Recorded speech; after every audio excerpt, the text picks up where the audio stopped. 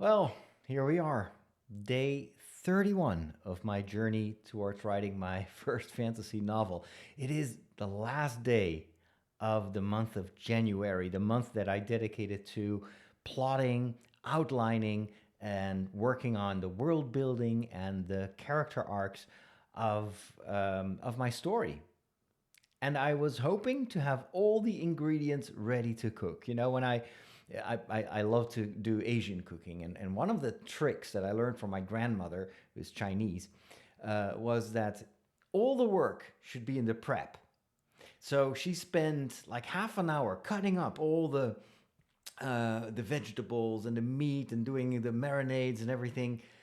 And then the actual cooking was very fast. It was just basically putting it in a pan in the wok in the right order, and then 10 minutes later you could eat.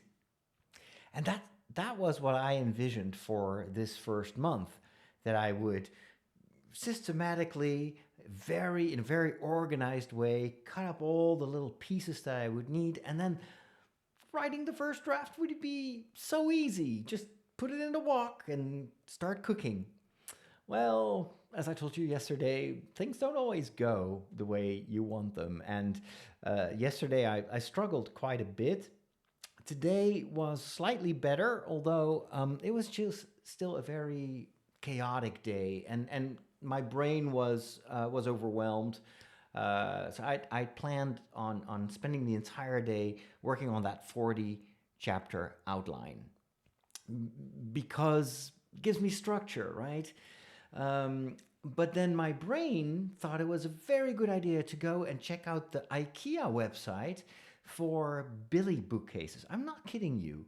Because I was filming something like a short for my YouTube channel, and then I noticed that the walls here behind me are a little bit bland. And so I was like, wouldn't it be amazing to have some bookshelves and then maybe some lights? And 3 hours later, I was still on the IKEA website. And I had the entire day, I had distractions like that.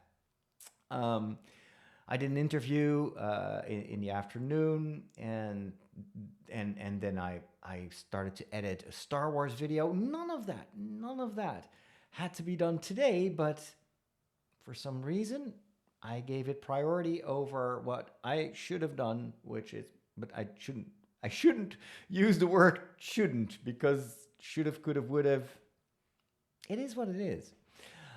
So maybe part of me was just trying to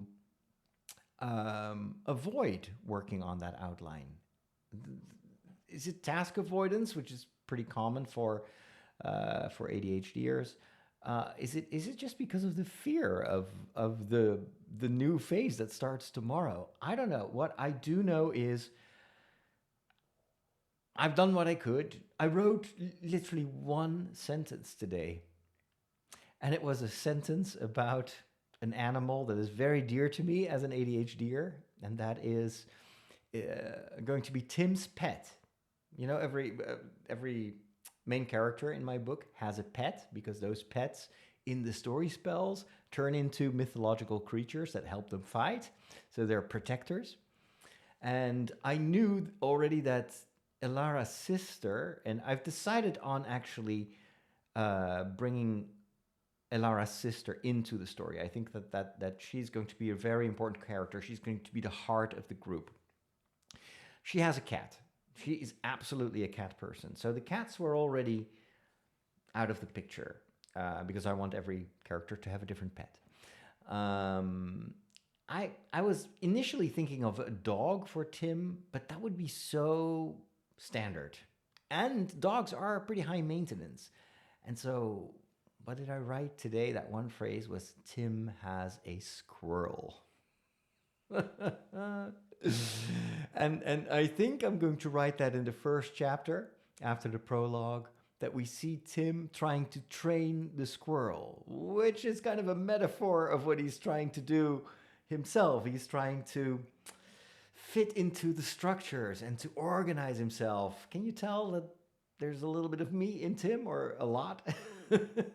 So Tim always wants to, or forces himself to fit into the structures, not realizing that he's fine the way he is, and that it's okay to be like a squirrel. and that you can't teach a squirrel to obey. A squirrel does what it wants. So maybe I'll put a little bit of that into the first chapter. So that's all I wrote. Um, it is now 11 minutes past 10 as I'm recording this. I was about to go to bed. And then I thought, oh, I haven't done an update. So, commitment is a commitment. So that's why I'm recording this short video. But I'm heading to bed, and tomorrow I will be starting to write at 6 in the morning. And I'm going to have, I'm going to write from 6 till 9. So I'm going to do 2 sessions of 3 hours each.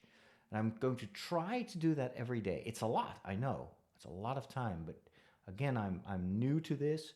I want to give myself ample margin to write maybe even more than 50,000, 60,000 pages.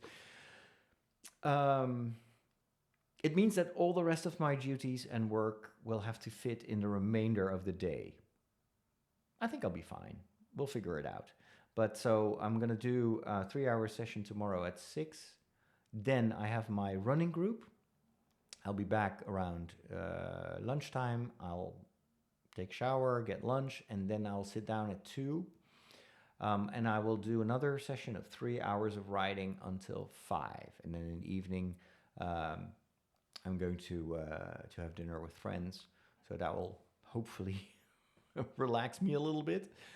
And then on Sunday, same thing. I'm going to wake up at 6. I'm going to write until 9. Then I have Sunday Mass. And then I'm actually going to see a friend who lives not anywhere close here. So that's going to take most of the day. But I want to be back in the evening, in the early evening. And then I'm going to take probably ideally from 6 to 9 to have a second 3-hour session. I'm going to try to stay true to that plan, at least for the majority of the days of February, and there will always be hiccups, and I do have a few commitments that will sometimes rob me from a day or half a day, but in general, I'm going to give it a try. So keep me in your prayers. I'll need it. Take care.